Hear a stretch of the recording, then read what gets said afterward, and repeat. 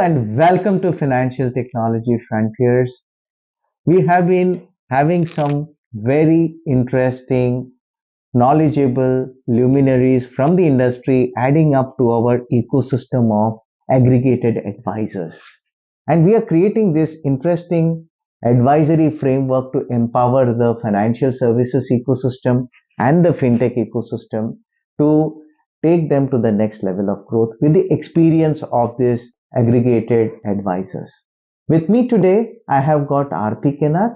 She is a noted luminary and an expert from the banking and financial services with decades of experience in technology and in the business of banking and financial services, who has had a career spanning from some of the leading technology companies to banking and financial institutions like CIBC and BNY Mellon through consultants and directly, as well as with technology companies and cutting edge technologies like Simcor. So she has had this entire span, and I am here to understand from her what is exactly happening in the payments industry, in the open banking industry in Canada, and how she can actually help facilitate some of the leading financial institutions in some of the projects to take them to the next level. Arti, welcome to Financial Technology Frontiers. Thank you very much for the introduction. Thank you. Great. So let me know a little bit about, how you have moved into different realms of possibilities in your career, right? From tech to banking to consulting. How has this journey been and what kind of experiences came out of it? Thank you for having me here. I can start by saying that I am a technology person at heart and I love technology, but technology is there to cater to our goals and needs and what business needs. So I started my career in technology as a computer engineer. I did core engineering with a couple of companies, and that's also where I realized what the need for the business side is, specifically on insurance, banking. I worked on healthcare insurance and mostly financial sector, catering to the financial sector. So I continued on to do my MBA to actually realize this side for technology. So not moving completely away from technology, but still how this attributes like how technology can benefit your daily life. And moving on, I started my career in Canada in one of the big banks here, and that's where I was introduced to the world of payments and modernization specifically. And so far, I have worked with different banks as well as through consulting. And like Babu mentioned, I worked with IBM and Simcor, trying and integrating and implementing the modernization that we have been going through in Canada for a few years now. Excellent. Now you have seen the kind of transformation that is taking place in the banking sector. I'm sure in Canadian market when you have worked with organizations work with a very heavy legacy, and there is got to be a lot more of modernization happening, and that is probably some of the projects that you have worked in your career before. And today we are talking about jumping into open banking, jumping into real-time payments. Now this is the next level of leap altogether. Bridging the legacy to this leap, what kind of interesting engagements can take place, especially from a consulting perspective with the banks as with the fintechs, because there are a lot of fintechs getting into this. What are the kind of things that you foresee?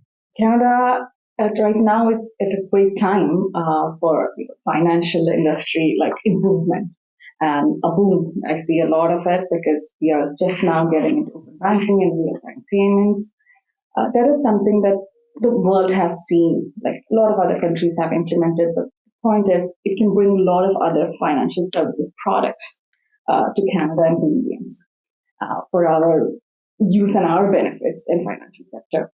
So for example, bringing payments, real-time payments and open banking together itself opens up a multitude of new products that fintechs out there already have in place, and consumers like you or I can use it. And this is where things get exciting, like new payment products, new financial sector products that every day that can benefit your life and have a bit smoother. Like you're already there, like going from tap and pay to like your gadgets that's something we have already seen in the world. Now, for Canada specifically, having this open banking and real time come together, that would be something that I would like to see, and I would like to see on a daily basis, and how it can help and improve our lives here. Interesting. See, Canada has been coming into open banking today. Okay, it is looking into real time. Of course, it has been already implemented in different parts of the world, be it UK, be it Australia, be it India, and there is a lot of learning that can be taken from each of these markets. The difference that Canada has today is it is having a lot of legacy and it is still scaling up. So, what are the key hurdles you see in integrating this marriage of both these technologies together and accelerating the growth of the payments or the banking industry to the next level? What are the key things that banks today need to work upon? Great questions. I would have to say questions because there's a couple of Yeah. different topics involved. One is your legacy. So that's something that's totally in the background, running, processing everything today, and it still runs smoothly in many of the big banks or big FIs. And modernizing that, what's the need for it is because of the data. Nowadays what you bring in is going to be like data rich, like data is everywhere you hear it. But what does that mean for your legacy systems? That they can't process that because they don't have the capacity. They're great, like they're very robust, like they're secure. But when you need more data, more information being fed into, that's the step to modernize it. Okay, being the cloud, what does that mean for this? Like having that data move there, like, and you moving your processing itself is something that, yeah, Canada has been modernizing, FIs have been modernizing. And then you were bringing open banking, which is basically with open banking, what you're getting is, or consumer-driven banking, I call it, is what getting to handle the data yourself, and you decide who gets to handle your data or like how it can be. Coming to that, and when we look at other countries, how they have implemented, sure, it's a great learning for Canada. We also need to look at what we have in Canada. Okay, how other countries, many countries were strictly regulatory and legislative driven. So there were no choice for fintechs or FIs but to adapt immediately, or like just like, yeah, sort of in a way might be overstepping by saying post, but they are in many places, as you know, was post. Versus in Canada, we still don't have strict regulatory or legislative guidelines. We have committee, FCAC being and the Bill 69, excuse me, C69 being Implemented, initiated. initiated to for the purpose of consumer-driven banking. But at the same time, you also need to look at the technology infrastructure, how you scale up when open banking or real-time payments come together. So there's already initiatives that's running for open banking as well as real-time payments. These are huge. You need resources, thereby money to implement it and to scale up. So when you have FIs who might be able to cater to this because of their financial situation, versus there might be other places where they can immediately. So you need to look at all that. So that means your timeline is going to be effective. I know everybody's on for this and they want to implement this, integrate this into their institutions as well as bring in new products. I think everybody wants that today, but the resources and the budget and everything that's needed, like security being the other factor. Like, yeah, how do you convince people? How, like, you have standards in place. Most of it is run on like the technology side, the authentication standards. But how do you convince people to say that, hey, this is an acceptable standard, your data is secure? And when you bring these things, like all of those are hurdles that we need to overcome. And education is one way to provide it. And a lot of people are already on it. We can look forward to hearing more from the regulators itself, hopefully. And yeah, in time, I see it happening. It is, but unfortunately, a matter of time. Super. Many of the financial institutions here, which I have seen, maybe a TD Bank or a CIBC, many of them have got US operations and they are already doing open banking in any of these markets. So I think it is a question of them to probably take some of their learning to get into this Canadian market and start implementing it. Having said that, what are those key skill sets or what are those key areas where you think a lot of work needs to be done, and where you can also contribute into the banking and financial sector to fast track this growth of open banking or RTR, where you think you can play a very pivotal role in each of these organizations? If you take the legislative and the regulatory part out of it, what is left? Okay, let's say that's in place. Then it comes to like, yeah, fintechs and FIs. And I'm talking all of the FIs. We're talking about credit unions, smaller banks, all of them coming together on the same platform, okay, deciding how this goes ahead, considering there's only a guideline. This is something that has to happen. And for where I come in is I'm aware of both how modernization works, how paths fit in, basically, how your new products can fit in to an existing at the same time. What needs, if maybe a product needs a little change, customizations, what are the gaps it can bring in? What are the gaps it has and what can be fulfilled with the existing product? This is why you need a new product analysis for that.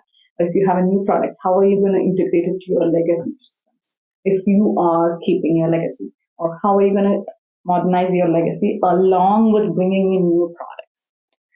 Those are the places that I have worked quite a bit in and where I can bring my expertise. So this is both on the technology side and the product side. Interesting. So on one side is the technology, the other side is putting up the right kind of processes required for this.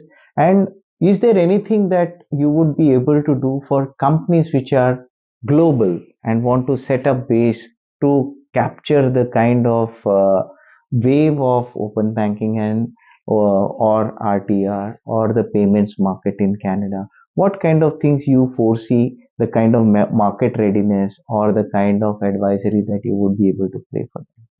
See, one of the biggest things that I've noticed is like when you are in big institutions, often it is overlooked when there are like small gaps, but actually you might actually have a product out there which fits the gap perfectly. And just because there is no awareness of that product, especially it might be from, Asian markets, for example, who have already done it, like, used it and it has worked.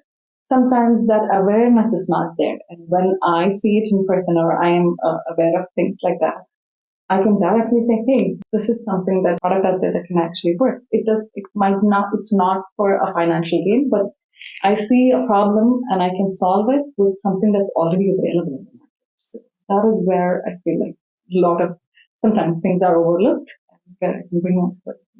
And what about for the tech companies who are looking for market readiness in this market or trying to get into the framework of the banks and things? What kind of advisory you can do there? Sometimes in the past it has been difficult to break into, FIs and like markets in Canada, but things are opening up. There are many forums and places where new products are looked at, and they do go try to test it out. So testing new products, like having like all the new products, I would expect all these product companies to have a POC sort of approach. I have seen that work well rather than a like anything else, because they want to see firsthand how their like FIs or other institutions can incorporate this and how this product can work for them. So having a open platform, to test out the product works. Well, networking is the key for all of this, but I see a lot of new products out there and how FIs can utilize it. And I think most of these institutions would want products like that rather than developing themselves. If it's already out there, I don't see why not. Interesting. And from your side, can you also advise them on getting it market ready or the right kind of positioning for the products and things like that for the tech companies? So market readiness, like I said, POC, having your setup for be ready to do that would be a white label product, but expect it to be more than a white label, because most of these, like I said, they have a certain set of uh, goals for their product already. And most of the time, not all products can satisfy it 100%. So be ready for those customized changes for your clients. These are the two things you can do. It's very simple, but having those two ready to go kind of solves most of your time issues and getting right into. Super. Thank you very much, Arthy, for being a part of it, and we look forward to more conversations. Thank you very much.